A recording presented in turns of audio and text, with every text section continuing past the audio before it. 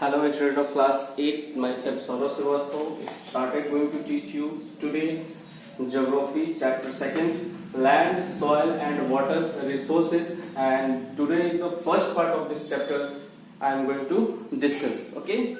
Then let's begin. Okay. Land, soil and water resources. Land, soil and water are the most important natural resources as they provided the base on which other resources develop. Land, soil or water.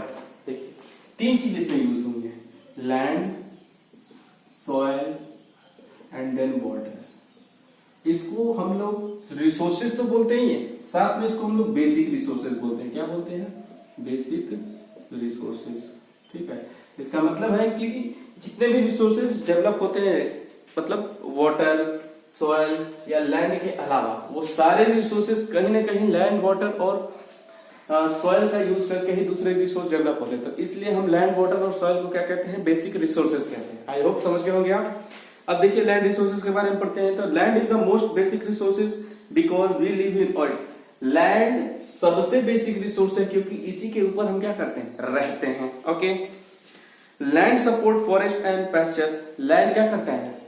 Forest को support करता है, life को support करता है, pasture को support करता है and provide the base of agriculture and various other human activities. साथ में इस पे जितनी भी एग्रीकल्चर की एक्टिविटी हम लैंड पे ही करते हैं और साथ में जितनी भी ह्यूमन एक्टिविटी है वो सारी हम लैंड के ऊपर ही करते हैं। इसलिए लैंड को बेसिक रिसोर्सेज में भी सबसे पहला रिसोर्स माना गया। इसके बिना कुछ भी पॉसिबल नहीं। हवा में हम खेती तो करेंगे नहीं।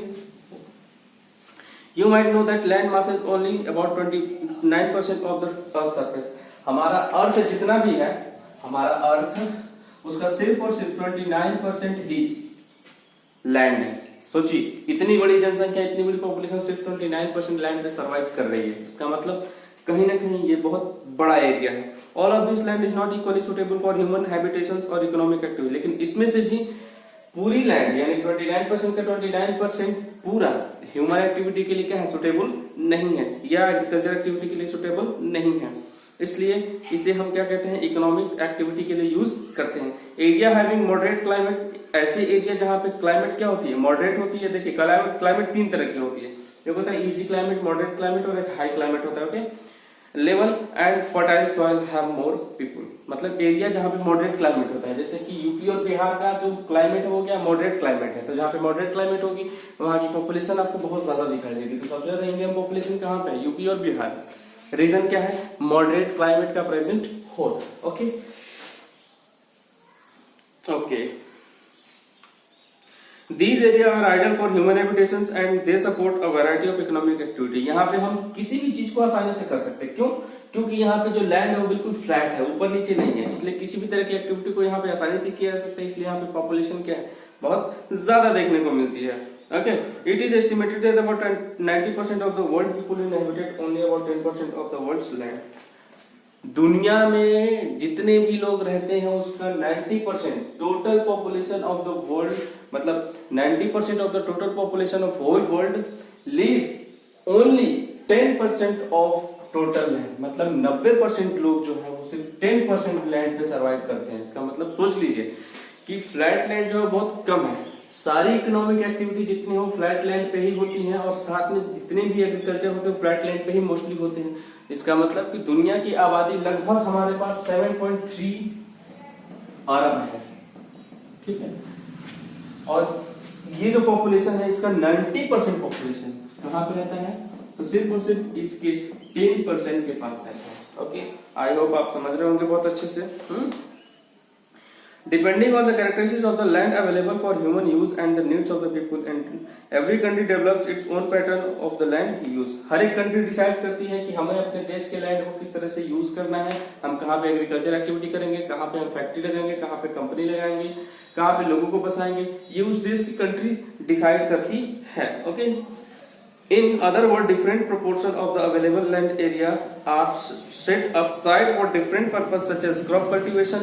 मतलब अलग अलग लैंड पे हम अलग अलग तरह की एक्टिविटी करते हैं। जैसे कुछ पे कल्टीवेशन, कुछ पे ग्रेजिंग करते हैं, कुछ पे फॉरेस्ट्री, कुछ पे हाउसिंग, कुछ लैंड पे इंडस्ट्री बैठाते हैं, कहीं पे ट्रांसपोर्टेशन करते हैं और भी सारे काम। मतलब अलग अलग लैंड है और उसका अलग अलग यूज है। Okay. For instant in region with large population, ठीक है, जहां पे ज्यादा जनसंख्या है तो लेवल लैंड वहां पे बहुत ज्यादा होगी, फर्टाइल सॉइल ज्यादा होगी, मोर लैंड ज्यादा, जो लैंड होगा वो एग्रीकल्चर के लिए यूज होगा।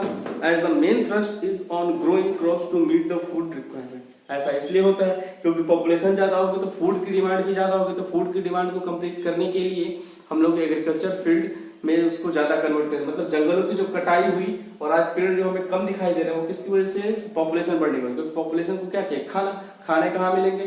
खेत में। खेत कैसे बनेगा? जंगलों को साफ करेंगे तभी बनेगा। तो ये सारी चीजें हैं बहुत सारे। ओके, अब देखिए कि the pattern of land use में also change as the available technology changes. जैसे जैसे टेक्नोलॉजी हमारे पास आती गई वैसे वैसे लैंड का जो यूज है वो भी हमारा बदलता चला गया। For example mineral rich area, मतलब ऐसे एरिया जहाँ पे मिनरल बहुत ज्यादा, जैसे कोयला, लोहा, मैग्नीज, ये सब बहुत ज्यादा मिल रहा है, वहां पे एग्रीकल्चर एरिया बहुत कम होंगे। ठीक है। And housing in the absence of mining technology, वहां पे लोग भी कम होंगे, साथ में एग्रीकल्चर एरिया भी कम होगा। क्यों? क्योंकि वहां पे माइनिंग की जा रही है। माइनिंग का मतलब कोयला निकाला जा रहा है, तो कोयले के ऊपर तो खेती की नहीं जाएगी। Okay,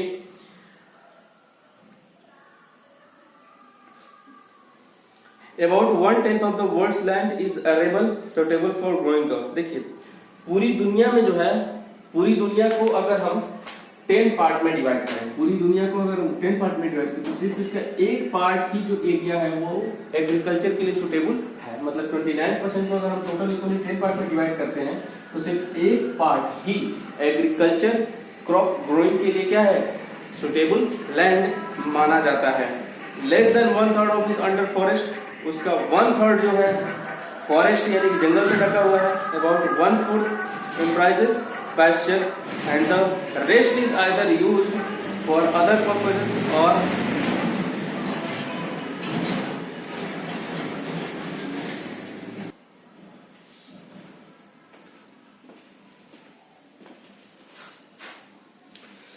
okay on the basis of ownership, मालिकाना हक अगर देखा जाए तो land can be broadly classified as private land. तो लैंड को हम कई कैटेगरी में क्लासिफाई कर सकते हैं। जैसे कुछ लैंड जो पर्सनल लोगों की होती है जिसे प्राइवेट लैंड बोला जाता है। कम्युनिटी लैंड जिसे पूरा समाज यूज करता है, जैसे कि हमारे गांव में सड़कें होती हैं उसे सब लोग यूज करते हैं, उसे कम्युनिटी लैंड बोलते हैं। Private land is owned and used by a person और a group. Community land is owned and used by the whole community. Community land is also called common property. Community मतलब सड़क क्या है? एक community है, और आपका खेत क्या है? एक पर्सनल प्रॉपर्टी है। ठीक है। Land use in India, more than 50% of the India's land is arable. मतलब 50% से ज्यादा इंडिया की जो जमीन है वो अरेबल है। अरेबल का मतलब suitable for crop growing. Okay, little more than 20% जो जमीन है उस पर जंगल है, पास्चर्स है 4%। ठीक है। The rest of India's land, और जो बाकी जमीनें बची हैं उस जमीन पे हम अनप्रोडक्टिव एक्टिविटी करते हैं, जैसे कि नॉन एग्रीकल्चर, जैसे कि घर बनाते हैं, माइनिंग करते हैं, मैन्युफैक्चरिंग करते हैं, ये सारे काम होते हैं। ओके, तो आज इतना ही रहने देते हैं, बाकी अगली क्लास में हम लोग डिस्कस करेंगे। So thank you so much for today. Okay okay.